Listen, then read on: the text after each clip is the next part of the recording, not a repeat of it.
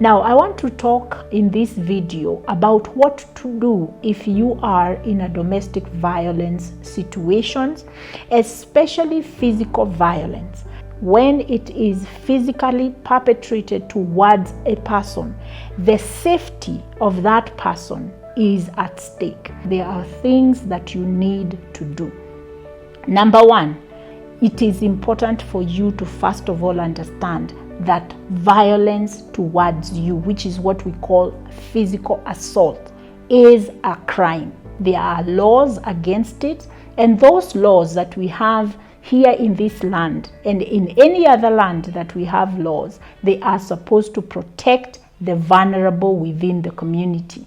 And so when you say that you are not going to report because it's a domestic issue, then what you are saying is that you do not deserve to be protected. Violence towards another human being is a crime, period. And it needs to be dealt with legally so that we can protect the integrity of the victim, and we can also protect the integrity of the perpetrator, because you see, the perpetrator may not believe that what they are doing is a crime. That's why they are doing it so freely.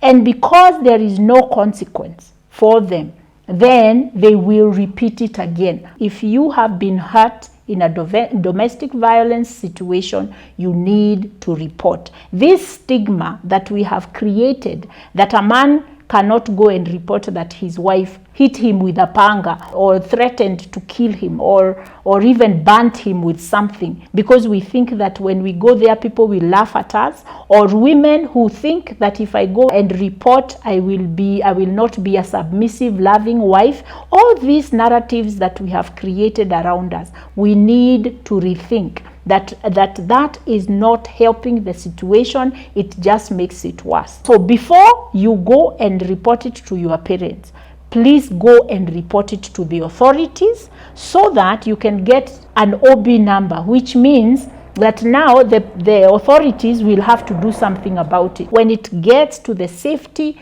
of the other person, we need to be able to allow the law to take its course. One of the benefits of going and reporting truthfully what happened is that now the perpetrator has a chance to change, because they can. There are people who have changed, and we have seen it. But if there is no consequence for their behavior, then they will keep doing it, and they will keep coming and saying, I'm sorry, and they buy you a car, or they go and they buy you something, and you continue the cycle. You create a cycle of violence, a cycle of abuse, a cycle of toxicity. And then eventually the victim will actually become disempowered, because what is the use of speaking to people, and we come back and things continue to happen the way that they have happened. So report. Please, when you need to go get treatment, stop lying to the doctor that you fell down the stairs, whatever it is that you go and say. Just tell the doctor what happened so you can get a P3.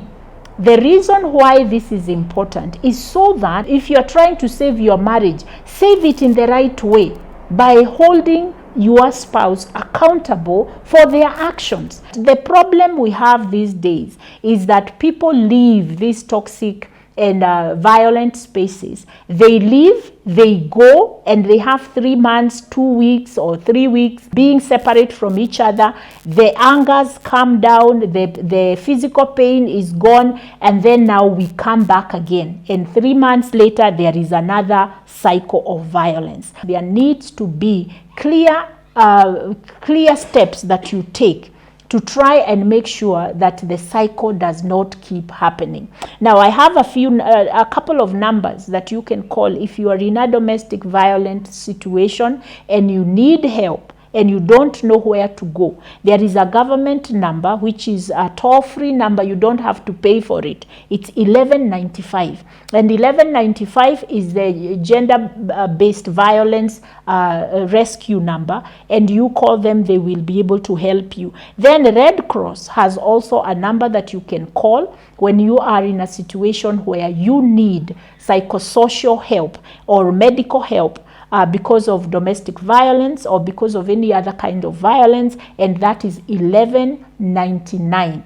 So don't sit and not seek for help because you don't know where. So I have given you, if you can't go to the police station because you are really hurt, or you can't go to the police station for one thing or another, you call the 1195, which is our government number, and also 1199, which is the Red Cross number.